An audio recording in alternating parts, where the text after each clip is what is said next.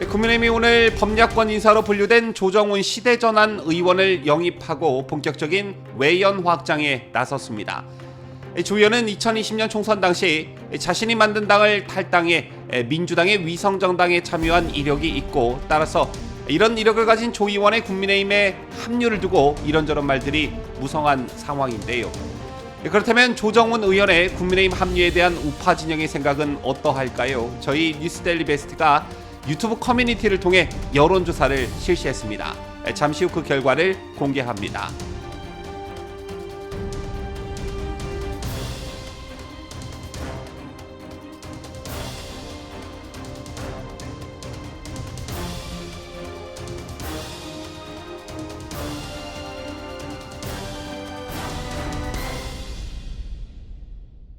시청자 여러분 안녕하십니까? 뉴스데일리 베스트 비네코입니다.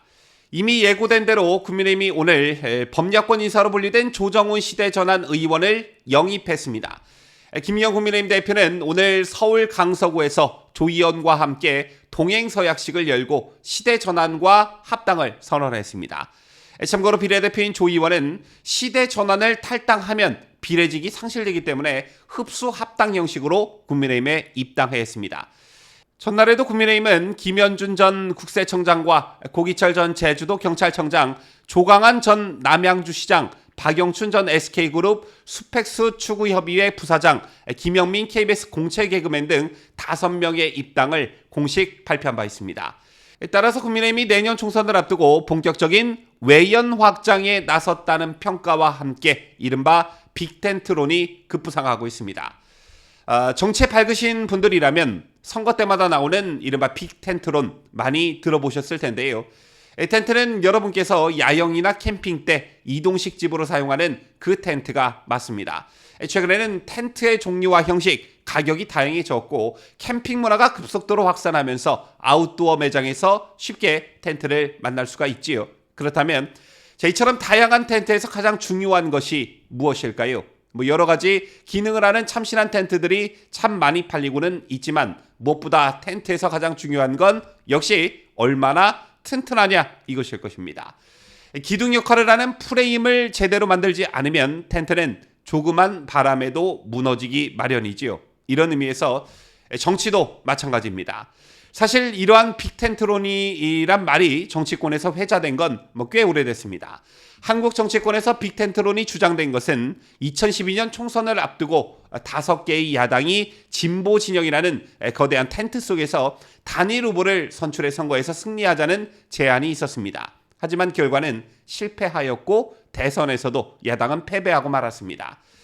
또 지난 총선에서도 미래통합당이 나름의 빅텐트론을 주장하면서 꽤나 넓은 스펙트럼으로 인재 영입을 했지만 결과는 총선 대패였습니다.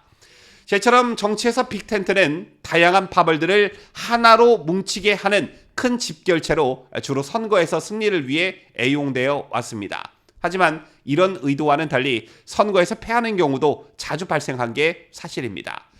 자, 그렇다면 그 이유는 무엇일까요? 여러 가지 이유가 있겠지만 대부분의 정치평론가들은 구성의 오류를 패인의 주된 요인으로 꼽습니다. 여기서 말하는 구성의 오류란 개별적인 요소에 해당하는 것을 집합 전체에 부당하게 적용하는 것인데, 개인적으로는 타당한 행동을 모두 다 같이 할 경우에 전체적으로는 부정적인 결과가 초래될 때 쓰는 말입니다. 즉, 개별적인 요소가 빅텐트라는 곳에 모여 집합 전체를 조화롭게 이루어야 하는데 그렇지 못할 경우 반드시 부정적인 결과를 초래한다 이겁니다.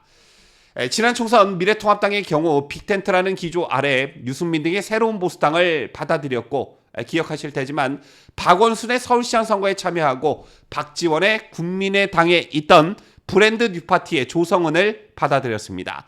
받아들이는데 그치지 않고 선대위 부위원장이라는 자리까지 줬었지요. 그런데 알고 보니 이 조성은이라는 여자는 김일성을 독립운동에 관한 한 민족 결속을 위한 위대한 지도자 중 한 명이었다고 평가하는 등 정체성 논란이 일었고, 결국 이른바 고발사주 의혹 제보자로 나서며 미래통합당 등에 칼을 꽂았습니다. 이런 맥락에서 유승민이 현재 하고 있는 짓도 마찬가지라고 할 수 있는데요. 그렇다면 조정훈 의원의 경우는 어떨까요? 여기서 잠깐 저희 뉴스데일리 베스트가 유튜브 커뮤니티를 통해 여론조사를 해봤는데 그 결과를 먼저 보시겠습니다. 저희 뉴스데일리 베스트가 구독자님들을 상대로 어제부터 오늘 이틀간 조정훈 시대전환 의원의 국민의힘 합류 찬반 결과를 물은 결과 보시다시피 4만 명이 넘게 투표에 참여한 결과 찬성 95%, 반대 5%로 조정훈 의원의 입당을 찬성한다는 의견이 압도적으로 높았습니다. 여러분께서 달아주신 댓글을 쭉 살펴보니까 고성 삿대질 큰소리만 치는 기존 국회의원들과는 달리 조정훈 의원은 참신하고 매너 있고 조용조용히 논리적으로 할 말을 한다, 이런 이미지가 여러분들의 머릿속에 각인되어 있었다는 것을 쉽게 알 수가 있었고, 정치를 개혁하는데 적임자다, 중도 확장의 적임자다, 이런 평가를 내리시는 분들도 많다는 것을 확인할 수가 있었습니다. 그런데 제가 이번에 좀 특징적인 것을 발견했습니다. 그게 뭐냐? 지난 미래통합당 시절 유승민, 이현주, 조성은 등을 영입했을 당시에는 이른바 보수 언론인 조중동에서는 이를 찬성하거나 지지하는 논조의 사설이나 기사가 많았던 반면, 이번 조정훈 의원의 영입과 관련해서는 이상하게도 조중동이 전면에 나서서 반대하는 기류가 역력했다는 점입니다. 어제 오늘 조선일보, 동아일보, 중앙일보를 보면 조 의원의 국민의힘 합류를 반대하는 기사나 칼럼 사설들이 많이 실려 있다는 것을 확인할 수 있었습니다. 반면 국민의힘 지지층이나 우파 진영 시민들의 대체적인 기류는 앞서 여론조사에서 보셨다시피 찬성 기류가 압도적으로 서로 상반된 분위기를 나타냈다는 점입니다. 자, 물론 조정훈 의원이 국회에 입성하게 된 어떤 계기나 과정들을 면밀히 들여다보면 원칙적으로는 비판받아야 마땅합니다. 2020년 총선 때 자신이 만든 당을 탈당해 민주당의 위성정당에 참여해 국회의원이 됐고, 그 이후 정권이 바뀌고 집권여당인 국민의힘에 들어왔다, 이렇게만 놓고 보면 비판할 만하죠. 하지만 우파 진영 입장에서는 이런 조 의원의 과거 이력보다는 앞으로 조 의원의 국민의힘 내에서의 역할에 더 많은 기대를 하고 있는 분위기입니다. 자, 이런 기대감 때문에 과거 이력이 희석되는 분위기라는 거지요. 그렇다면 조 의원의 오늘날의 판단은 비판받아야 마땅한 것이냐? 조 의원 스스로도 이런 비판 여론을 의식했는지 어떠한 비판의 목소리도 달게 받겠다는 취지의 발언을 했습니다. 저는 개인적으로 비판보다는 따뜻하게 맞아줘야 한다, 이렇게 생각합니다. 우선 조정훈 의원의 과거 행적으로 보면 딱히 좌파다, 우파다라고 명명할 수 없는 사실상 중도에 있었던 그런 인물이라고 할 수 있습니다.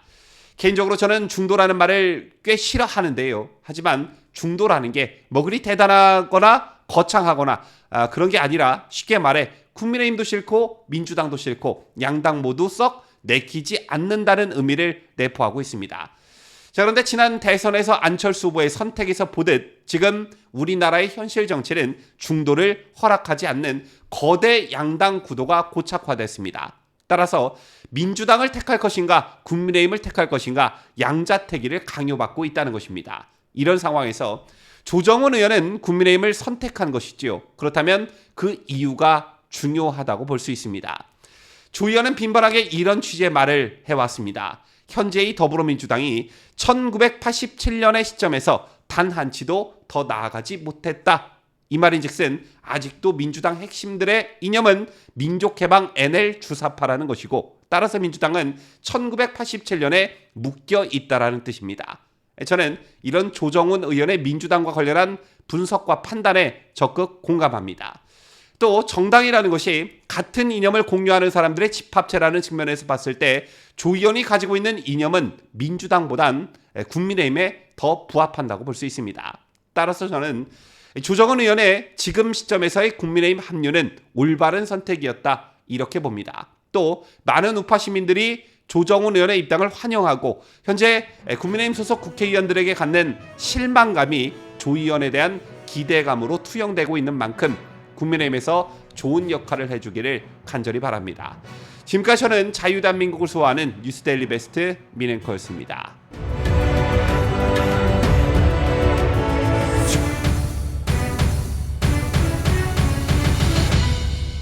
함께해요.